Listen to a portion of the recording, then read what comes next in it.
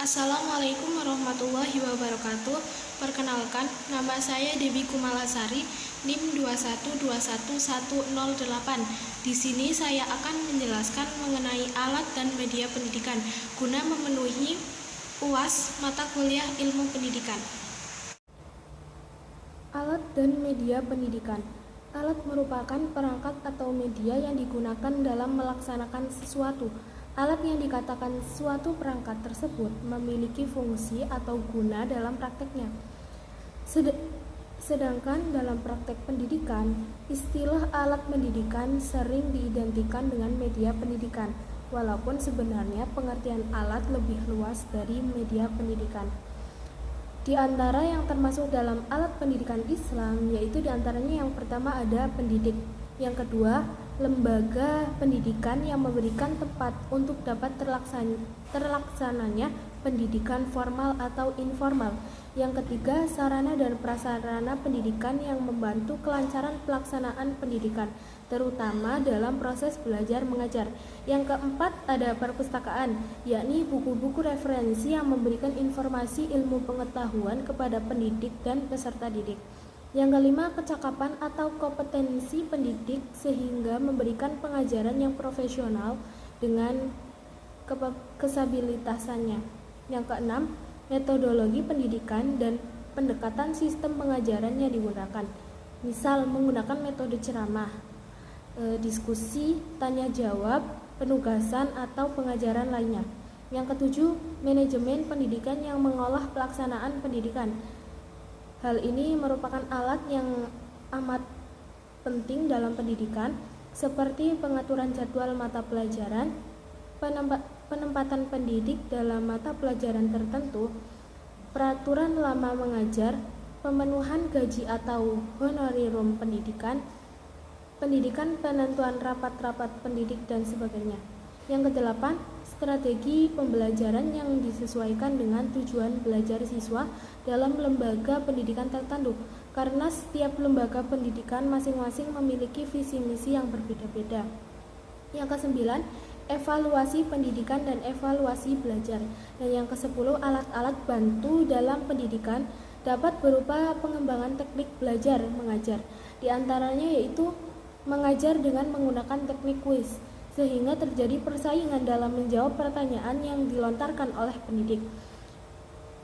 Lalu pertanyaan secara lisan di kelas, tugas individu, tugas kelompok, ulangan semester, ulangan kenaikan, laporan kerja praktik lapangan, dan responsi atau ujian praktik yang dipakai untuk mata pelajaran yang ada kegiatan praktikumnya. Berikutnya macam-macam alat dan media pendidikan. Alat dan media pendidikan dibagi menjadi dua. Yang pertama, alat pendidikan yang bersifat benda, dan yang kedua, alat pendidikan yang bukan benda. Yang pertama, alat pendidikan yang bersifat benda, yaitu dibagi menjadi 5. Yang pertama, media tulis seperti Al-Quran, hadis, tauhid, fikih, dan sejarah. Yang kedua, benda-benda alam seperti hewan, manusia, tumbuh-tumbuhan. Yang ketiga, gambar-gambar yang dirancang seperti grafik. Yang keempat, gambar yang diproyeksikan seperti video, transparan. Dan yang kelima, audio recording, yaitu alat untuk didengar seperti kaset, tip atau radio. Yang kedua, ada alat pendidikan yang bukan benda. Alat pendidikan yang bukan benda itu ada 3. Yang pertama, keteladanan. Pada umumnya manusia memerlukan figur identifikasi atau uswah al-hasanah yang dapat membimbing manusia ke arah kebenaran. Untuk memenuhi keinginan tersebut, sehingga Allah mengutus Muhammad menjadi tauladan bagi manusia. Terdapat beberapa sifat penting yang harus dimiliki oleh orang yang diteladani, yaitu yang pertama, amanah dan tekun bekerja. Yang kedua, bersifat guru sebagai lemah lembut dan kasih sayang terhadap murid.